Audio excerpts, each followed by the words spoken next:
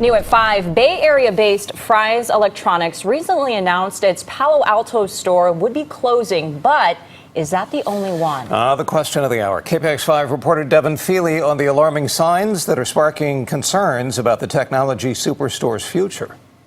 It's the question that almost anyone who's been in a Fry's store recently has. What's up with all of the empty shelves? It's a question that has some customers concerned that the electronics chain may soon pull the plug. Customers at Fry's flagship Bay Area location say they've noticed a change over the last several months. What you're looking for on the shelves isn't there. Just standard stuff that you'd expect to find. It's what our cameras found inside the San Jose store. Fewer and fewer items in stock and more empty space on the shelves. It's not what you would normally expect.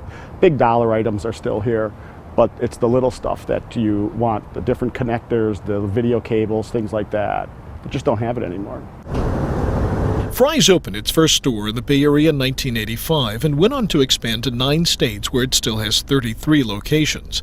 But many brick-and-mortar stores have struggled in recent years as online sales have grown. It's a lot of different items that they just don't carry right now. Laura Thomas considers herself a Fry's loyalist and says the store's woes may be part of a larger trend towards online shopping, but says if you can't find what you want at the store, you may be forced to shop somewhere else. People who shop online to get groceries nowadays. I mean, people just don't go in grocery stores no more, or even in any, malls are going under now. It's like everybody wants to be online. We reached out to Fry's for comment but didn't hear back today. They have told other news organizations recently that they have no intention of closing. In San Jose, Devin Feely, KPIX5.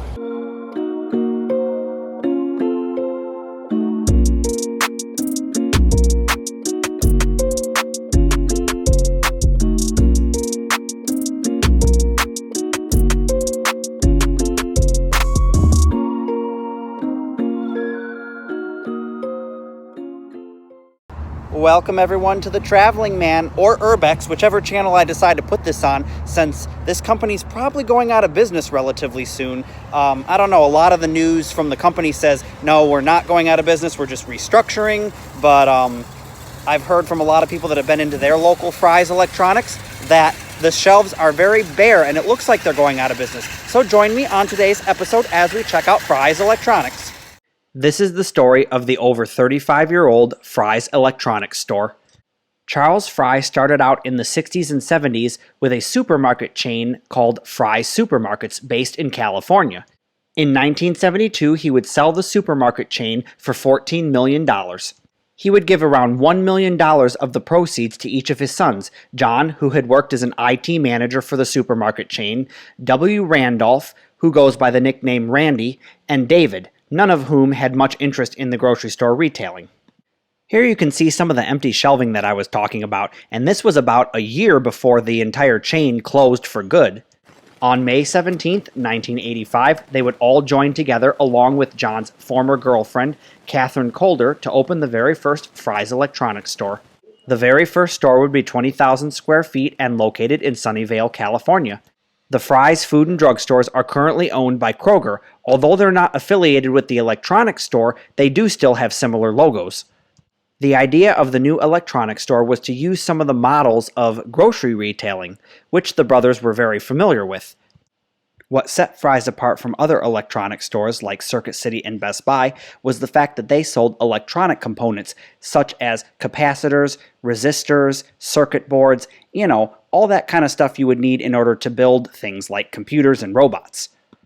They were even known for elaborate theming throughout some of their stores. For example, here at the Indianapolis location, it was race car themed because of the Indianapolis Motor Speedway.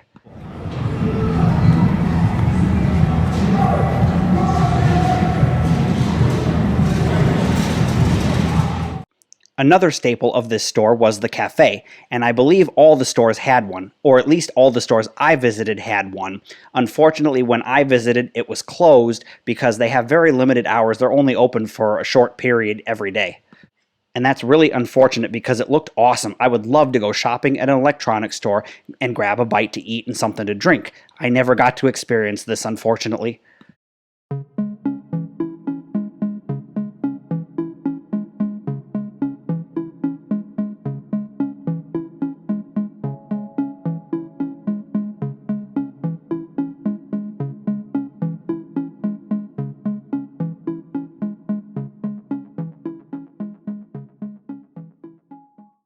Oh man, will you look at this old computer? Holy crap, that's a dinosaur. LGR would be proud. If you don't watch his content, you should definitely go and check it out. He does some amazing stuff on old computers and old technology. It's really a great channel. All right, you guys, well, my first impression of this store is very sad. And not because I don't like this store, it's just really sad because I remember coming in here when, or I remember going into the Texas one for the first time going, oh my gosh, it's exactly like if Amazon Electronics and Gadgets just, boom, made a physical store, you know? Like if Amazon suddenly became a physical store for all of their electronics and gadgets. And I loved it because you could literally get anything, robots, parts and pieces for things, for building. It was ridiculous.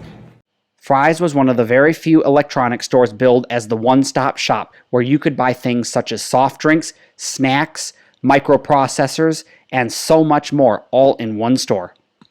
By 2014, Fry's would be at the peak of their operation, operating 34 brick-and-mortar stores in 9 U.S. states. This would include California, Texas, Arizona, Georgia, Illinois, Indiana, Nevada, Oregon, and Washington.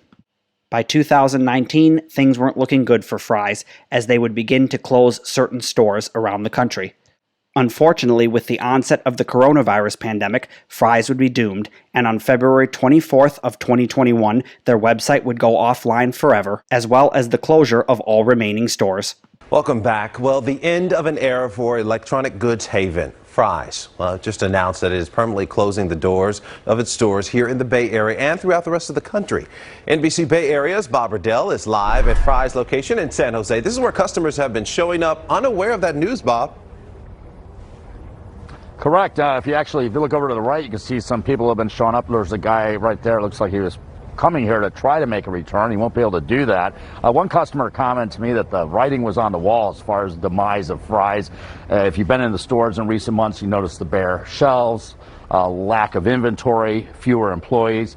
You can see the notice outside this location here in San Jose, and it is now official after the statement was posted on the Fry's website announcing that all 30 of its stores, including the 4 remaining here in the Bay Area, would close for good after, quote, difficult decisions to shut down its operations and close its business permanently as a result of the changes in the retail industry and the challenges posed by the COVID-19 pandemic. The company will begin a wind down of its operations in the best interests of the company, its creditors, and other stakeholders. Several customers, as we mentioned, were unaware of the news this morning. They showed up to find a locked door. Some saddened to hear that the store they shopped at for years, decades in some instances, is shutting down after it's been in business for 36 years, selling TVs, computers, all sorts of electronics, odds and ends. Fry's was famous for its unusual exteriors and motifs, like the Mayan-themed store here in San Jose. Here's a man who is trying to return a computer networking tool he just bought yesterday. I bought this yesterday, and I'm trying to return it. I didn't know they would be closing today. I guess you're stuck with it. Yeah, it's unfortunate. We've been buying from them for a long time. So. What is the store meant for you? It's like something we can get parts really quickly. We didn't have to wait for it to arrive from Amazon or something. It's a shame to see it go away. I mean, I grew up with, going to the store a lot to, buy everything from my TVs to video games, and, unfortunately I'm gonna have to find somewhere else to buy all that stuff now. Where do you go now? Well, there's Best Buy. That's about it. Others mentioned Amazon, of course. I spoke off camera with an employee who's worked here 20 years. He says this is crazy. That's all he said to me. He was notified last night about the shutdown and told to show up this morning for an employee meeting about the next steps. They're still inside, as you saw in the video, some employees showing up at the San Jose location this morning. I did reach out to corporate PR. The phone number had a message announcing the shutdown, saying they weren't going to be taking voicemails, and the email kicked back as inactive. And again, the website is inactive except for that statement that's on there, but there are no links to buy anything. And there are instructions. If you had any equipment that you dropped off at Fry's for repair, there are instructions on how to get that back. Reporting live here in San Jose, Bob Riddell, NBC Bay Area News. This would spell the end for one of the coolest electronic stores to ever exist, leaving most of the country with the only remaining electronic store to be Best Buy. And yeah, I know there is still Micro Center, and that's the closest thing you're going to get to a Fry's electronics store. However, most of the country doesn't have a Micro Center either. Sadly, I never got to experience some of the more wacky stores. You know, the ones that had all the crazy theming, like a golf-themed one. You know, those were more out west, and I just was never able to make it out to one of those. One thing for sure, Fry's will go down in history as one of the coolest and craziest electronic stores ever, and will surely be missed. So here are some of my thoughts and experiences visiting Fry's electronics stores. I have been to the one that's in the Dallas-Fort Worth area, and I've been to the one here in Indianapolis that you're seeing now. I visited the one in Texas back probably around 2014, and my recollection of it was, wow, this place is massive, and it just literally has everything. And I don't remember the store shelves being bare like in this store. You know, maybe my memory is just failing me right now, but I remember them being stocked. Now, had this store been fully stocked, it would have been absolutely amazing, and I couldn't understand why anyone would want to go to Best Buy over this place. I mean, wow, it's just super cool, especially with that cafe that we saw earlier.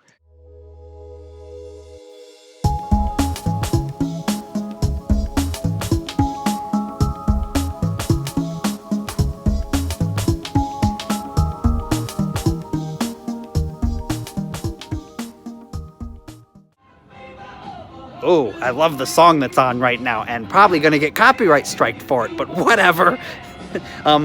I was coming on the video screen, or I was coming on to show you this. It's my favorite TV show, well, one of them. Bob's Burgers Jenga Edition. Ooh, that looks super cool.